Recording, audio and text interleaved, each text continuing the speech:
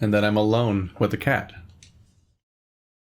I feel an odd sense of loneliness at seeing Amicus just leave like that. It's like my mother just dropped me off at preschool or something. He's the only one that's been treating me like an actual person, mostly at least. I hear the small sound of someone clearing their throat behind me. Hello. The small cat smiles at me pleasantly, his paws clasped neatly in front of himself. I say he's small, but he's really just about the same height as me. It's just odd seeing another alien that's my size when I always have to look up at the wolves. Hi? I see Alexios' left eye twitch, and he raises his paw to his head. Oh dear, this is going to be an interesting day. Is something wrong? More twitching. Just my lingua. It takes a while to learn your language, but it gets better the more you speak. So if you don't mind, I'd like to know more about you. I'm very curious. Amicus told me to act dumb. So I try to figure out how I might do that. I fix a distant look on my face. Far away. Alexios blinks, then giggles. Oh. We both stand there awkwardly for a moment before he gestures at the table. Well, why don't we have a seat? We eat their leftovers when they've finished. The cat moves over to sit on Kato's bed, reaching out for his own small plate. I'm reminded of how hungry I am, so I quickly do the same, choosing to sit on Cassius's bed since Amicus is covered in wine. Will this food agree with your stomach? I think so. It actually looks kind of like some of the stuff I eat back at home. I mean, it's basically olives, bread, and meat. I point to each of the dishes. Alexios puts his paw back up to his head. Oh my, so many words, and full sentences too. I freeze. I mean, I don't really know what this food is, I'm just guessing. No, I mean, it's your words. So many of them, and in complete, complex sentences. Fuck, I'm bad at this. I guess the wolves uplifted intelligence a lot more back then. Oh, maybe. I wonder if I've ruined our plan already, but Alexios doesn't seem alarmed, just curious, so I turn my attention back to the food. There isn't much left on the table. The meat was mostly cleaned off, the bones by Cato. This is so immediately alarming. Because you're like, wait, how dumb are they keeping all of the other species they uplift apparently if that sentence was too smart? Yeah. Identifying the food in a list, basically. Wow, full complex sentences. How he did not prime us for how dumb we were supposed to act. I thought he was judging us. I thought he was like trying to interpret our level of intelligence to rat us out. Yeah, like he's like, or the first line sounds really condescending at first, and then you realize like, no, he's like, wow, you're speaking in complex sentences. You're like, oh, did I fuck up already? He did not calibrate for us how dumb we were supposed to act. We feel smart. Yeah. Next to it are 4 slices of bread and the bowl of olives. I'll eat that. Alexios starts on the poultry, working at it with his claws until it comes apart in 2 pieces with a loud tearing sound. He hands me 1/2. You should be able to find a little meat on there. I take it from him, trying not to show my disappointment. Then he puts 2 slices of bread on a plate and slides it towards me before taking the remaining 2. Make sure to use the cheese. The bread is a bit bland without it.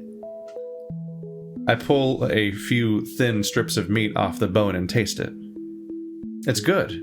Really, really good, and I quickly search the bones for more, but there isn't much at all. Hungry?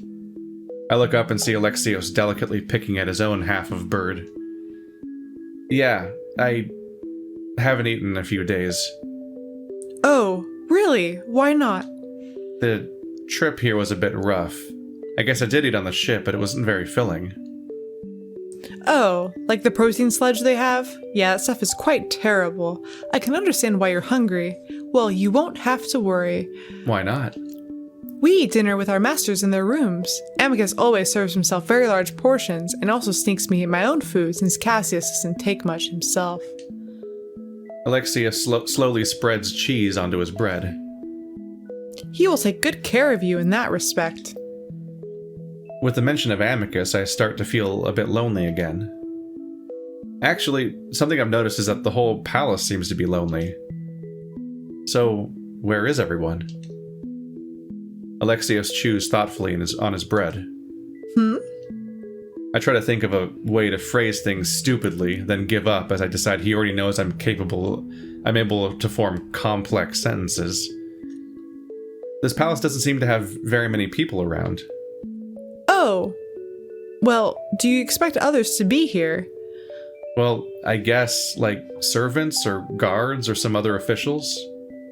Most needs in the palace are covered by artificial intelligence and drones. Same goes for the palace defense. I suppose it may be different from where you're from, but the siblings learned long ago that the fewer sapiens you have in a location that needs to be secure, the better. You and I are an exception. The bread tastes like literal chalk, so I decide to spread a little bit more of that cheese on it despite the smell. To my surprise, it's salty and creamy and not bad at all. Yes, goat cheese. The smell is hard to ignore, though. So what is the point of having a pet, then? Amicus didn't tell you? Well, he did. He just mentioned status and stuff. Is there any other reason? Why do we have to do stuff for them if they have robots and can do it instead? Status is the main reason, yes. Our duty is to be by their side during public appearances or in official meetings. Obviously, having an artificial sapient doing the same isn't impressive at all. We don't really have to do anything manual in this palace, but Cassius likes the idea of a sapient being his servant. He says it reminds him of the old days. I see. Amicus told me that I don't really have to do anything for him except brush his fur. Yes, Amicus is very meticulous about that. Do you know him well? Fairly well. I've been here for a few months now, so I've had my fair share of interactions with him, even though Cassius doesn't like it. I see. What do you think of him? I think that you're very lucky to have a master like Amicus. Why is that? Well, Amicus is very kind. Sometimes he tries to be all official and assertive, and he likes to tease me, but he comes off as more open whether he intends to or not. This is all compared to Cassius, of course. Like how he's dissing his master, whether or not he even thinks about it. I think for a moment. Do you not like being Cassius's pet? There's a pause, though Alexios continues to smile. Cassius is very specific about how he wants to be talked to and such, but this is a great quality for a prospective emperor to have, for sure. But in casual conversation, it's much easier to talk to someone like Amicus. I take a sip of wine, and as far as I can tell, it's similar to the few times I've had it on Earth. He has been really nice to me. At least after the whole kidnapping thing. He's a very nice person. He just tends to not think everything through. Alexios's eyes flick to look behind me before he focuses back on my face. Understand that normally we shouldn't speak so candidly about our masters. This is just a conversation between pets. Oh, yeah, I understand. There's a moment of silence that goes on just long enough to be uncomfortable. Yes, I thought you would. I have to say, you're extremely perceptive, almost on the same level as a sibling. I wince internally as Alexios points out my intelligence again. Only took me 10 minutes to fail my one and only job. Alexios smiles at me again. Was I not supposed to know that? Apparently he's perceptive as well. Don't worry. Like I said, this is between pets. I don't know if I trust Alexios, to be honest.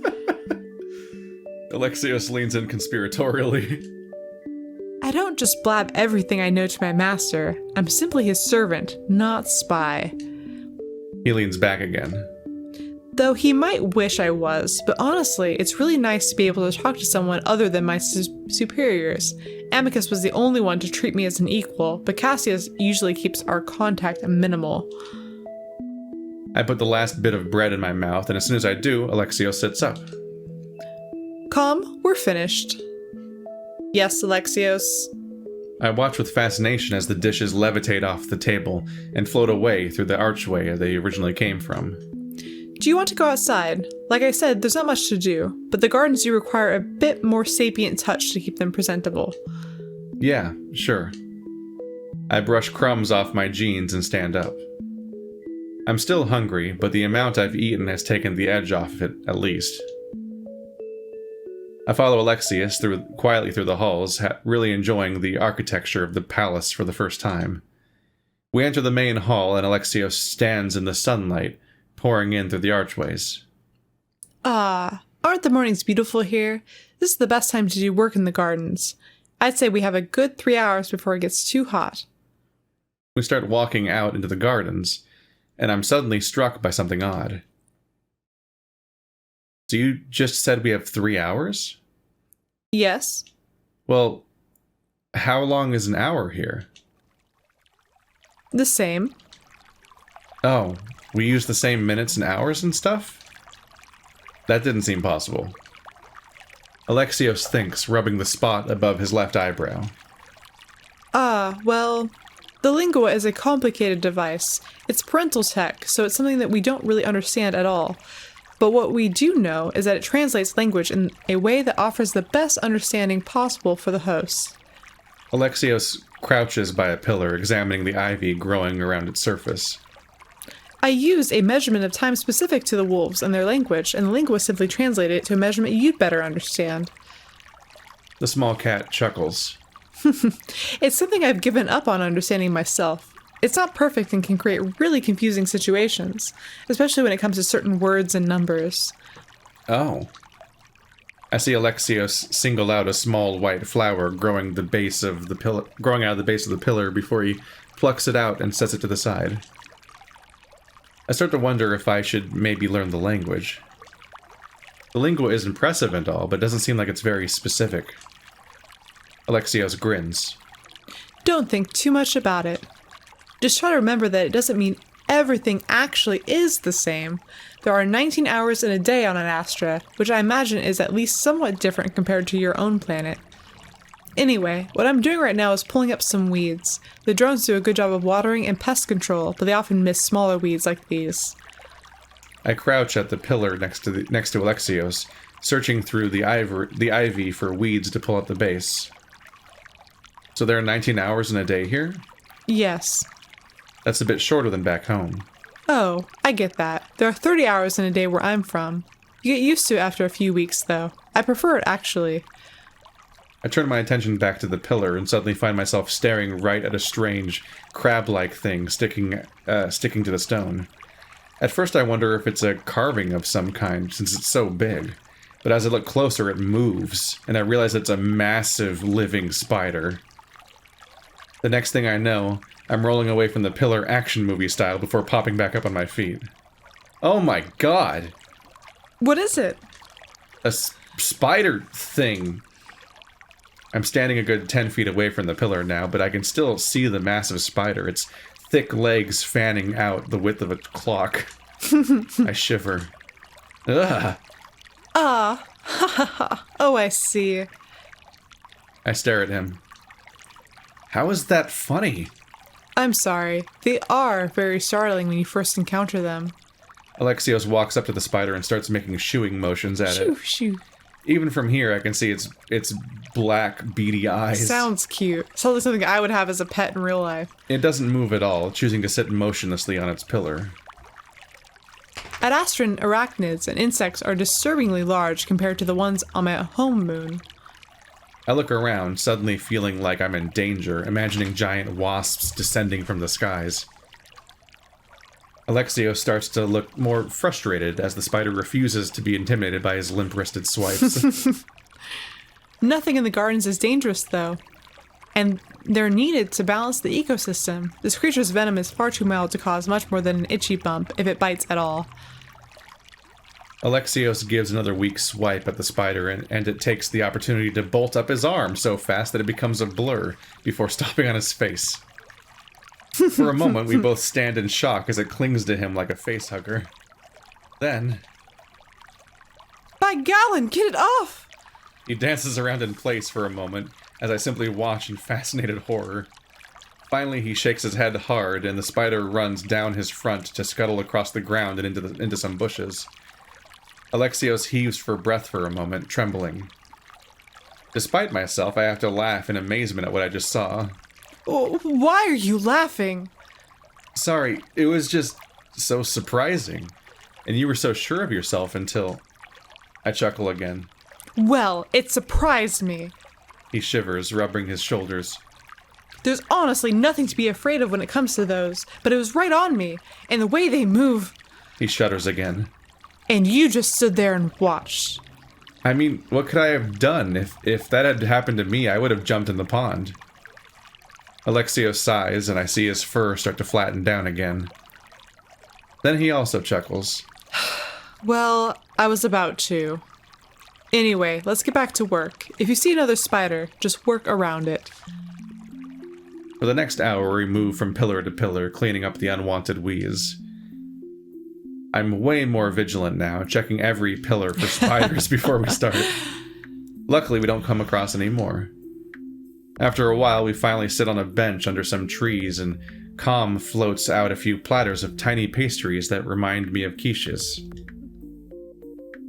Those are followed by glasses of cold, green, vegetable-tasting drinks. Also sounds good. It's delicious. Yeah, I'm like, can I have all of these things yes, now, please? Yes, please. So can I ask where you're from? Very far away, even further than your home. What brought you here? The cat sighs and pauses with a pastry halfway to his mouth. It's a bit complicated, but I was here as a sort of ambassador. I arrived just as the stretch drive depletion occurred. What was that?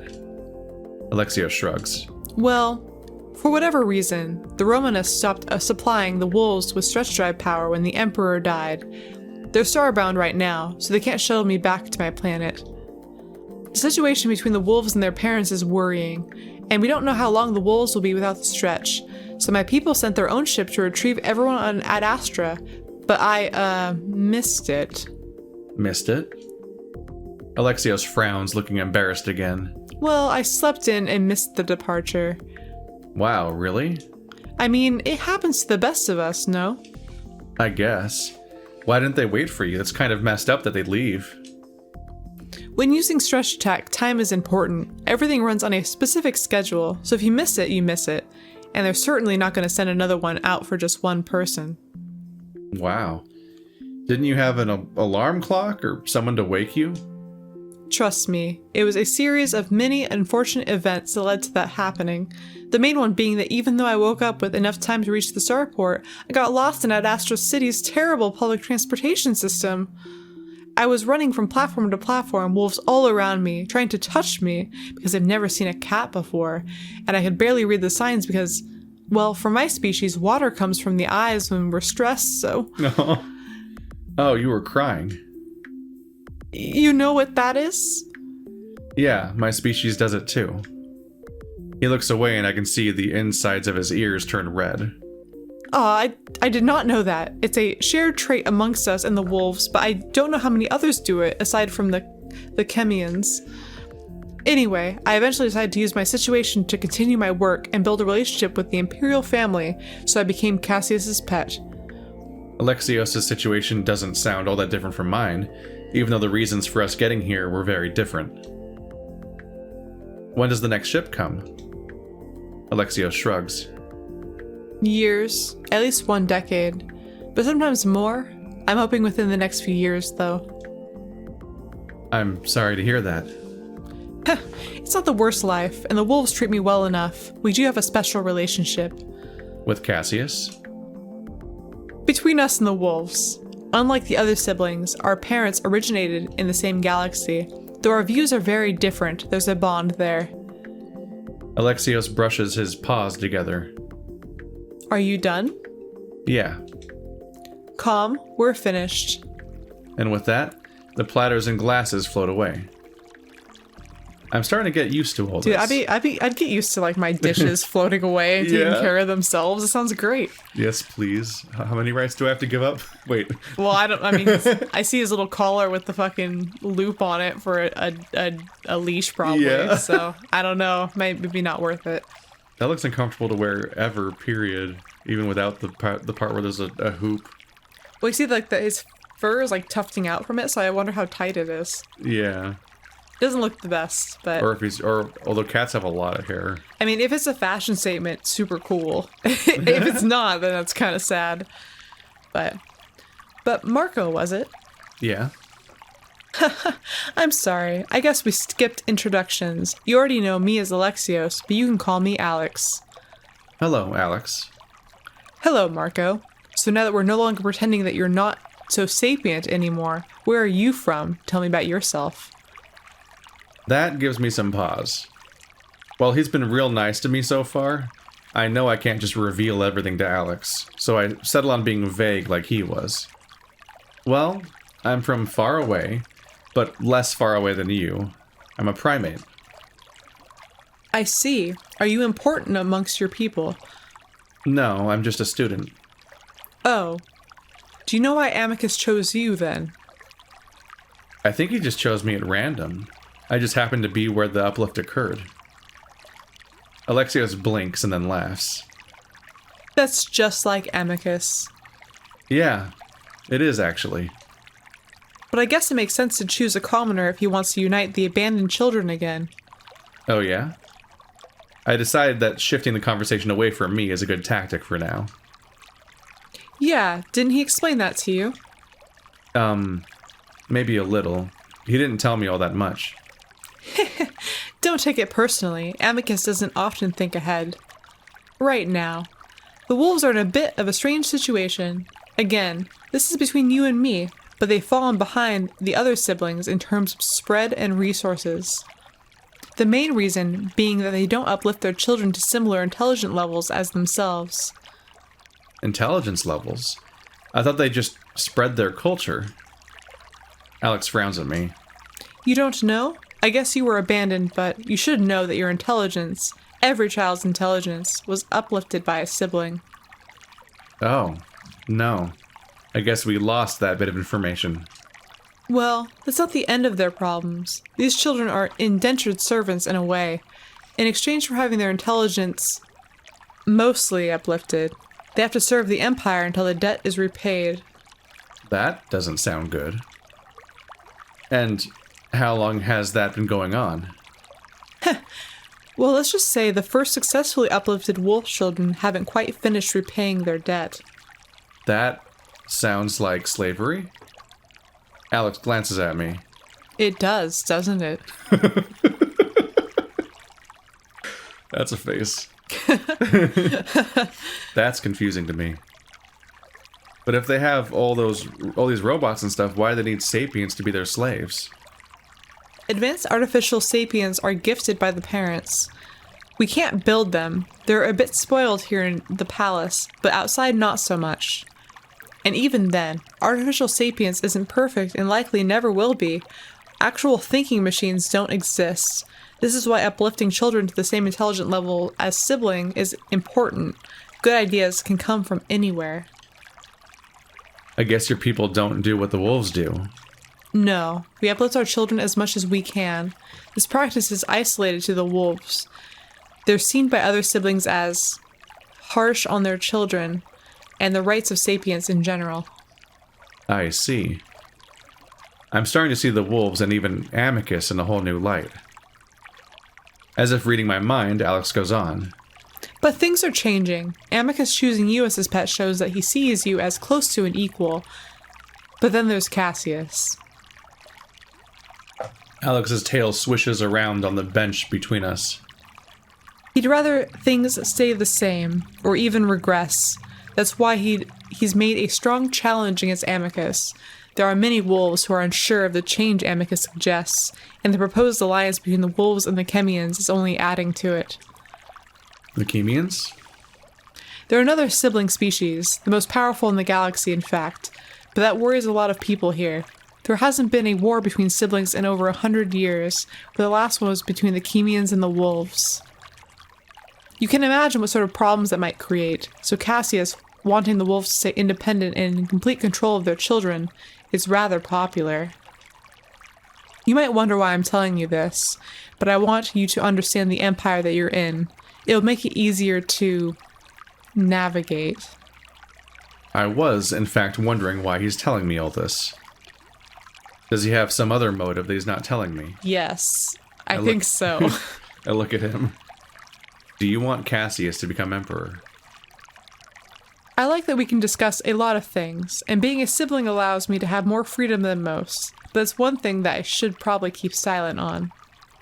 That only confuses me more, but it doesn't sound like he's on Cassius's side. I think he's playing the system. I think I like him. I think that he's on our side, but I do think he's devious. He's up to things? Oh yeah, I think he's very smart. Maybe Amicus and I could find an ally in him. Well, I think I would prefer Amicus if his whole thing is to treat other sapients equally. From what I can tell, that seems to please Alex. Yes. Well, we'll find out soon enough after the trials. Alex's mood suddenly brightens. But anyway, I've really been enjoying our time together today. Like I said, it's so nice to be able to talk to someone who isn't my superior. Hope we can do this often while you're here. Yeah, of course. Wonderful. Alex raises a paw to look up at the sun, at Vita. We should keep working. It's starting to get too hot out here. For the next several hours, we work around the garden before finally moving inside and to walk around the palace a bit. He points to the doors for things like the throne room and the communal bath, but we never go inside, and he tells me I should only do so when I'm with Amicus. Eventually, we move back to the dining room, where Alexios suggests we watch the screens until our masters return. So they do move. Yeah. He says it will better acquaint me with wolfish culture. I would love to watch wolfish TV. That sounds like fun. It takes me a moment to realize that I'm watching a sort of film starring wolves similar to Amicus. They're acting out scenarios about traveling into space and finding more sapients. The sapient species they find are wolves in masks. I guess they don't really have CGI because every effect looks practical. That's even better. They're all wearing dumb masks. It's like I mean, I guess they're just fursuits. What's that? Oh my gosh! Oh no, the wolves are wearing masks, so they're wearing like masks over their wolf like faces. It's like that cartoon that you like. What? Poppy. Poppy the performer? The one with the wolf that's wearing the literal mask over his wolf face. I've still only seen that one episode of the Chainsaws. But yeah, the character that's the funny mask that he wears in a confusing way because he wears it over like the top of his head, essentially. It's what I'm imagining. So imagine if the snout sticks out and they just have like a human mask that sticks out way farther away from the face because it has to wrap around their muzzle. It's like really awkward. But they're probably masks that look like other animals and stuff. Well, yeah, they don't want to pretend to be us. We're ugly. Ooh. It's long, boring, and the acting is overly exaggerated, like they're in a silent film. Finally, after what seems like a good 3 hours, Alex tells me that Amicus will be returning, and that I might want to tidy up his room before he gets back. It was so perfect when we left it, though. What is there to do? I'm relieved to cut the film short, and Alex and I part ways to go to our respective rooms. I'm surprised to see it's already dark outside. Even with the shorter day, I guess mindlessly watching wolves overacting to other wolves in masks took up more time than I thought. On the way through the marble halls, I pause every now and then to look at the large murals on the walls depicting everything from wolves swimming to wolves swinging swords at other canines. As somebody, and I think this applies to both of us plenty, who like struggles to get everything done in a day that I want to, imagine having 5 fewer hours. So that sounds stressful. Hours. But you also, I mean, okay, so it would be fast forward days. It'd be harder because basically you get interrupted more often because you'd have to stop and go to sleep and wake up and eat and stuff like that. Yeah. But you probably I assume you get more days in your life. Yeah. But I'm wondering if I would prefer shorter days to longer days. Maybe only if the workday, the 8-hour workday, was shorter. Because having an 8-hour workday in a 19-hour day sounds like the worst fucking thing. You work 8 hours, sleep 8 hours, and then you have like what, fucking 3 hours? It's like a freaking like an 8.5 day week, I think, or something. Weird to think about. I mean, if I got like 3 days off, maybe 3.5 days off instead, like it could be okay. It just would. I don't know. It'd be very strange to have the sun go down so often. Yeah. In the Great Hall is the largest mural and depicts 5 wolves. The features are flat and lack any sort of perspective, making the muzzles look a bit askew. 2 larger wolves loom over the other 3. One is white, with a feminine shape, while the larger of the 2 is black and holding his paw to his chest. Around his head is a wreath. Of the 3 smaller wolves, one is also clearly feminine, while another is white. I wonder if this might be Cassius and Virginia, which would leave the remaining wolf in the middle to be Amicus. He's skinnier, and I wonder if this might be him as a child or a teenager. A glowing wreath floats above his head. Uh-huh. Who dis? Ahem.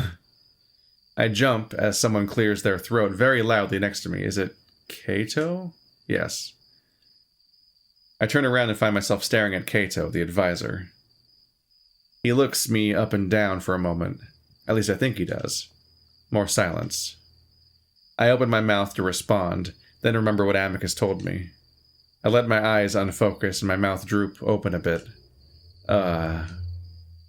Cato's ears twitch at the sound, and I make, then clears his throat again. Hello, Marco, was it? How are you enjoying your first day in the palace? I wonder if I should keep droning or if I should at least answer the question. I am technically a sapient, so I suppose it's okay if I sort of understand. Good. The left side of Cato's scarred face twitches as he waits for more, but I don't give him anything. Good. Good. I trust that Alexios showed you around the palace. It's a bit of a stifling life here behind these walls, but hopefully with time, we will be able to take you out to the city. I feel like a dog where I'm like, yes, please, yes, I would love to see the city. It's probably going to be so cool looking. I cross my eyes a little. Oh, I like it. Ha, yes. So, where are you from again, exactly? There's something behind the wolf's words. Something there that's a little more than innocent curiosity. Big rock planet by star. Cato waits, and again, I don't say anything more. Do you have a name for the planet? Uh-oh. Yeah. Big rock planet. Third rock from the sun. Cato massages the left side of his forehead, looking a bit annoyed. Big rock planet. Wow, you guys are with poets. Water. Poets with your names. Cato stares. So, big rock planet with water. I nod dumbly. I mean, he's not wrong. Cato sighs loudly and stalks off, not even bothering to end the conversation. Wonderful. Now I have a headache. And with that, he disappears around the corner. I decide that I did an okay job, as Cato seems to think that I'm a massive idiot. Dude, Cato's kind of a jerk, though, because if you talk to someone who's very dumb, he literally just sees you beneath having a conversation. I'm not trying to diss children. Like, if you're talking to a toddler, you don't go, "Oh, I have a headache. You're so stupid," and you walk away. You go, "Oh, that's great. Yeah. That's wonderful. You have a wonderful rest of your day. Goodbye." Like, you don't fucking tell them that they're stupid. You try to hide the fact that you think they're stupid. We all think toddlers are stupid. They are stupid. They haven't learned anything yet. But you don't tell them that. When I'm thinking about it, this dynamic weirdly reminds me of being in the closet. Like, this performance. You know what I mean? Like, I am caveman. You are acting like you're stupid? Well, it in a weird way, yeah. Like, there's this element of like, oh fuck, Alexius knows and he can't unknow now. Like this, like when you let it slip, that's it. But like with other people, you put on this performance, but like you're putting on this like almost condescending performance of masculinity that you like have picked up from like mimicking other people, and you're like, aha, yeah, tits and cars, beer and jeans, duh. That fucking country song. Meatball sub. Yeah, I want a meatball sub. that fucking boys around here drinking their ice cold beer, talking about girls, talking about trucks, chew tobacco, spit. That fucking stupid song. Wow, you really know that song. Because I make fun of it a lot.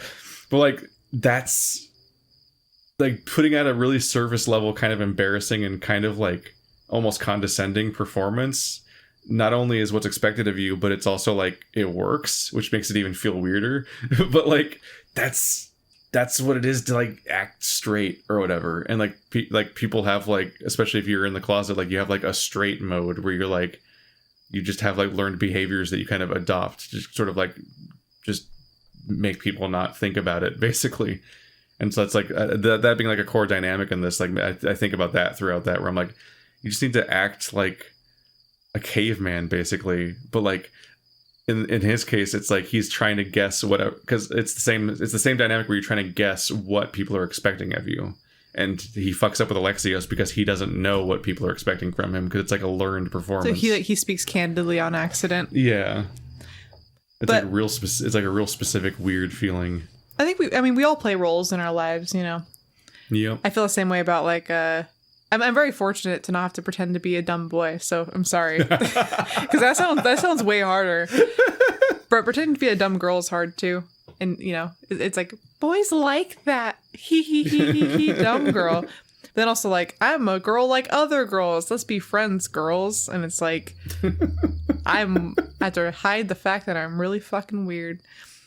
But you know, we all wear masks in our lives. You know, I think it's a very relatable experience. Yeah. But no, I am fortunate I didn't have to pretend like I liked meatball subs, because I don't think I could pretend to be a dumb boy, even though I tried really hard. It's really funny that fucking meatball subs have become the code. Dude, every fucking straight guy I've ever known has liked meatball subs. Someone in the comments gonna be like, I don't like them. I mean, okay, if you're a vegetarian, that's a choice, right? And like, I understand that completely, because, you know, I did that for a long time. But I've not met a straight guy who has not liked meatball subs, even if he chose not to eat them. Yeah. I think I only ate meatball subs back when I was just picky. Like I was like unadventurous and afraid to try things. You're a gay boy.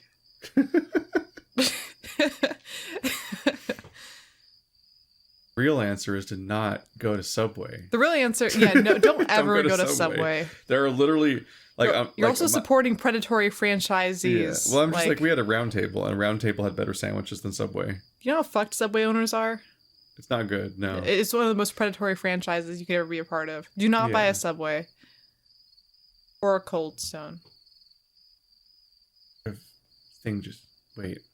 Oh, John Oliver. Yeah, I was like, why is this fresh in my mind already? I didn't even mean to watch that. It just started playing. I'm like, why do I know what you're talking about? Because, like, oh yeah, like last week tonight.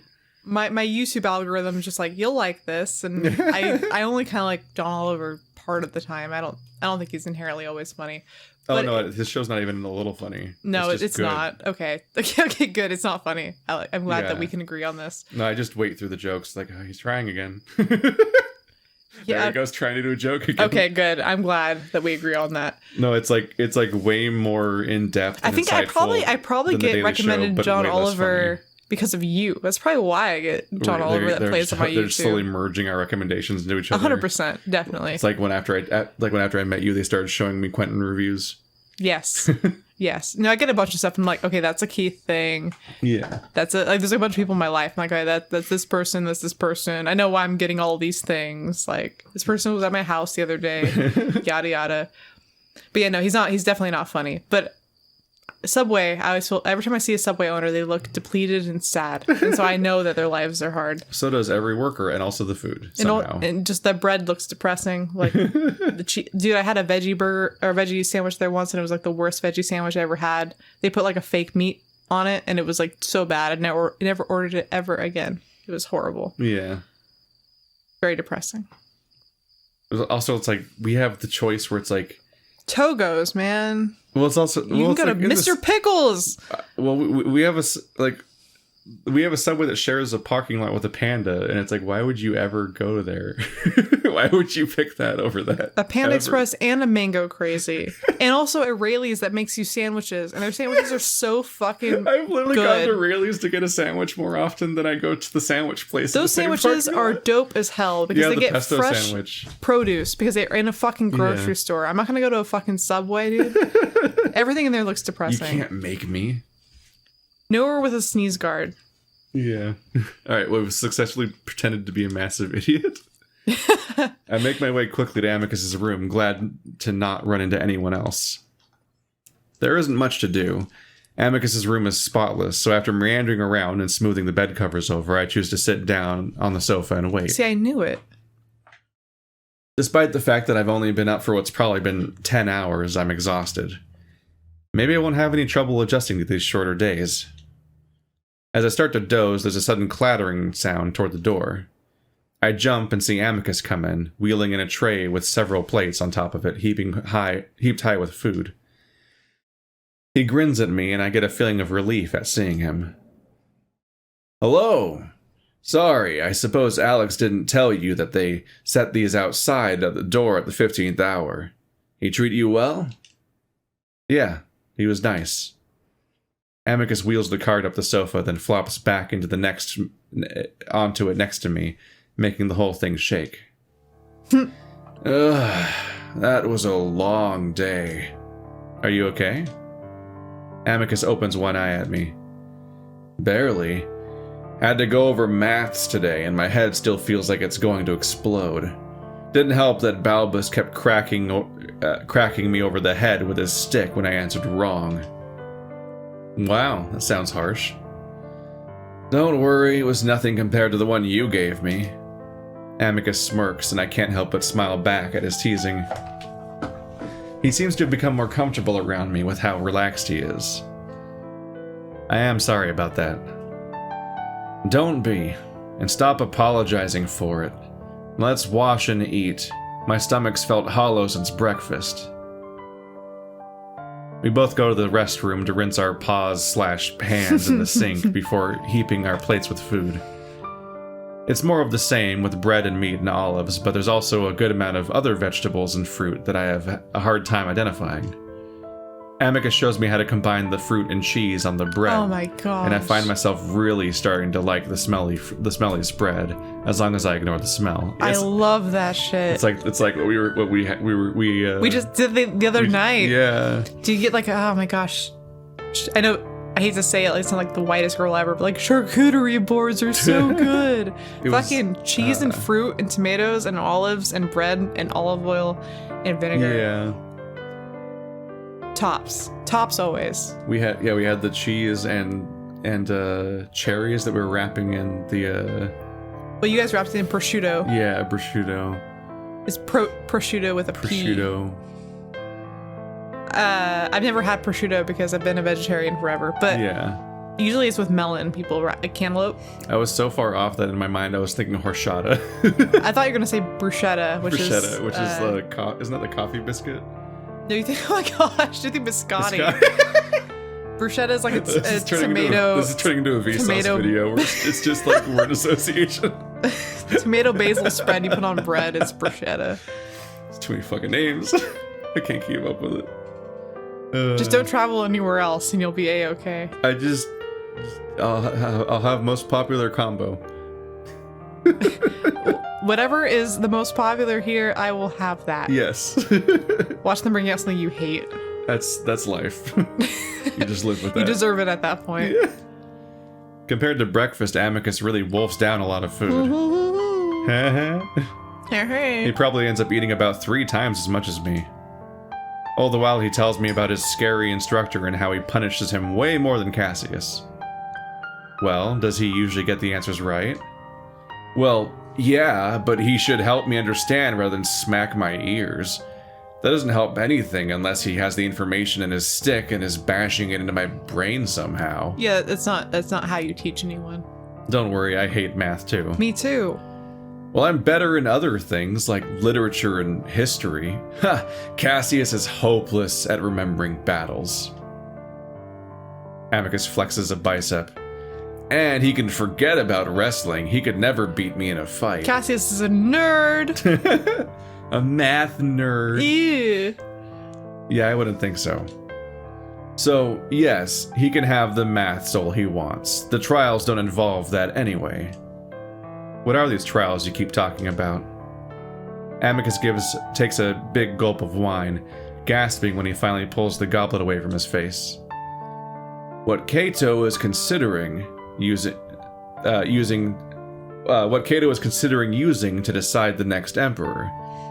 Essentially, 3 trials: music and dance, rhetoric, and finally, combat. Dude, rhetoric is such a like,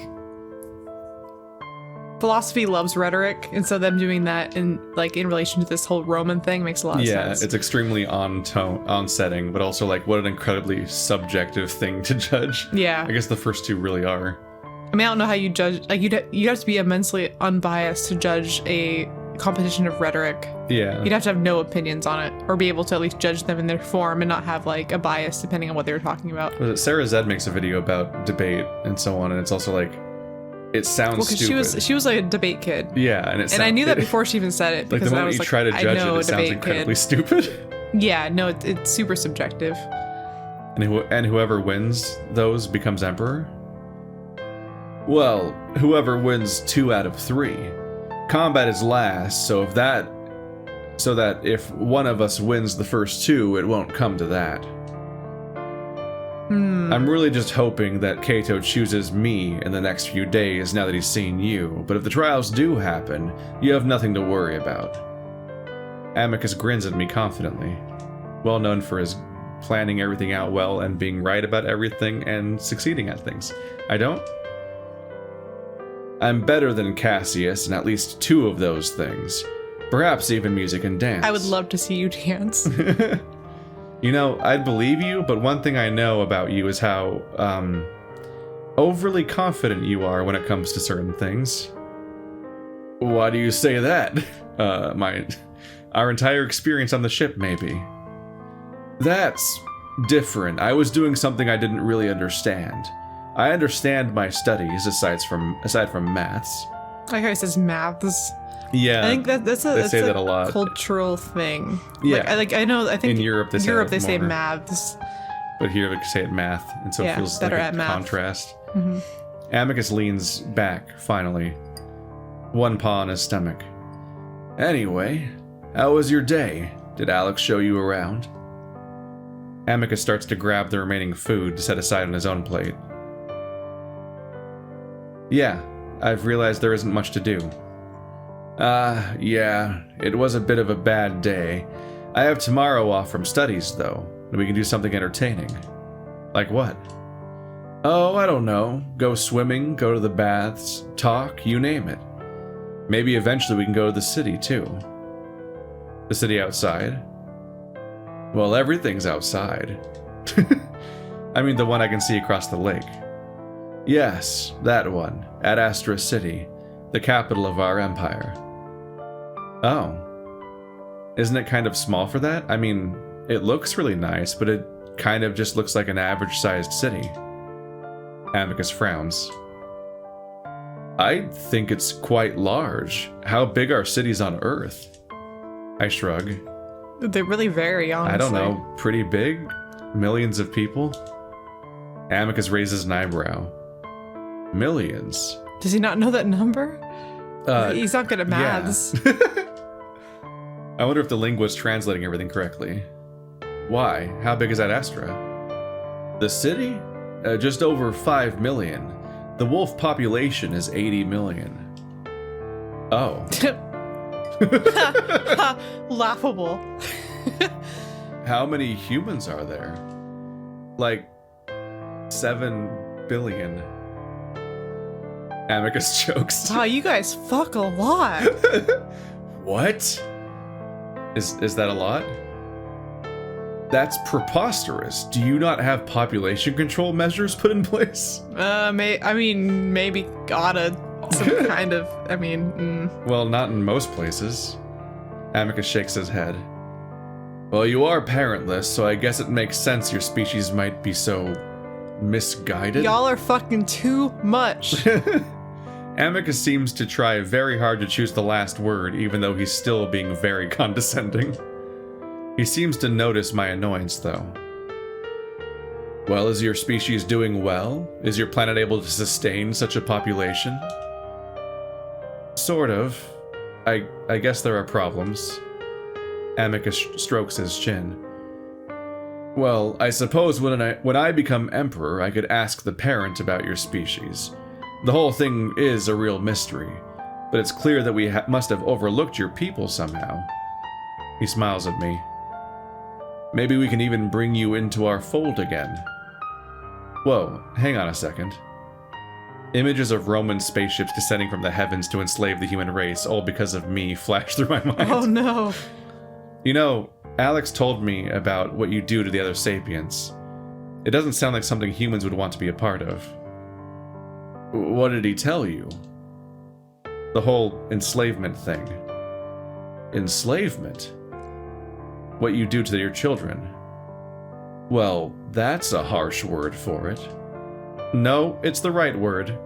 Humans have done the whole indentured servant thing back on Earth, and it never turned out well for the servant. Yeah. Amicus's ears go down a bit. And as misguided as humans might be, we've at least abolished slavery, except for the parts where we haven't. We've abolished slavery on paper, except for the parts where it's on paper. Some people legal. have found loopholes around the abolishment part. Found loopholes that were written into the abolishment from the beginning. I noticed Amicus's ears turning red. Maybe he never expected to be lectured on ethics by a human. Well, I do mean to change things a bit when I become emperor. A bit? I mean, things can't just be changed all at once, it has to be gradual. Amicus flicks his tail in annoyance at me. Listen, I agree with you. We've been trying to change the way we're treating our children for generations. My grandfather and father both worked towards this. Well, while that's messed up and definitely wrong, I think the intelligence thing might be even worse. What intelligence thing? The grimace on Amicus's face tells me that he might already know the answer. The way you stunted intelligence in the children you uplifted. Amicus is silent for a moment. I can tell that all of this is making him very uncomfortable. I have to ask myself again how I got to this point, sitting on a sofa debating ethics with the prospective Emperor Wolf. He finally unfolds his arms and huffs. Again, I agree with you on all this. I don't like the way we've treated our children. In the end, I truly feel that becoming a more compassionate and united empire will lead to a better outcome for everyone. I think if he says all of that, talking to his audience while folding his very muscular arms, I think he'll win the election. I'm just pointing that out. I think it's a good angle. Or they'll be very mad. I mean, they should be, but I mean, just look at those nice arms. You think he should go for distracting poses whenever he's giving a speech and see if he wins over that way? I mean, I think he might be able to pull it off. I'm trying to imagine American politics where both of the people debating are bodybuilders. I have to imagine American politics where they're trying to beat each other up. It's going to take small steps, but understand that it's something I mean to fix. And stop saying you like I did it. I was born into this. It's the deflecting of blame when you're about to be emperor is a bit much. You're like, well, then who the fuck else do I blame? I've come to realize how much of an open book Amicus is as a person, so I don't doubt his words. Well, as long as Cassius doesn't become emperor. Amicus snorts. Not a chance. Well, if he does, it sounds like he's going to reverse all that. And I'm saying there's no chance of it. Wait, how much has Alex been telling you? Don't narc on Alex, be careful. It was a short conversation. I asked him about the Empire. I didn't, but I don't want to get Alex in trouble, in case he wasn't just supposed to tell me. I'm sure he probably wasn't. Cassius seems like a terrible person, by the way. And I'm not just talking about his personality. He wants to keep people enslaved. It's complicated. He's just very traditional. But again, there's no chance. I sigh at the wolf's overconfidence, but he does know his brother far better than I do. Well, I'm at least glad that I'm behind the right wolf and getting myself home. The right wolf? Yeah, I can't imagine being under your brother. Under? Phrasing? Well, that's probably good. Amicus glances at the plate he's been building with food. Speaking of, I'm going to bring this to Alex in the garden. Did you want to accompany me? I run a hand through my hair, feeling the griminess of the last 2 days of no shower. Actually, can I use the shower while you're gone? I feel kind of gross. Oh, yeah, sure. Just step in and it starts up. There's a screen on the wall that controls the temperature. It has a color spectrum that you can drag a finger across. I'll figure it out. Ah, right.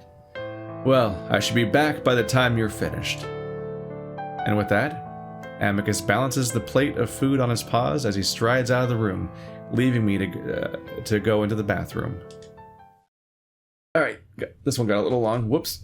Whoops. But we got to see them have a debate, like a Socratic. Wait, is a Socratic debate a hypothetical debate, or is it actually a debate between two people? I don't remember. Debate was a thing. I hate philosophy. I'm not a fan. But I'll have to get back to you on that one. There's some pretty annoying people I can ask about what a Socratic debate means. I'm sure they'll know the answer. Well, anyway, see you guys next time. Goodbye.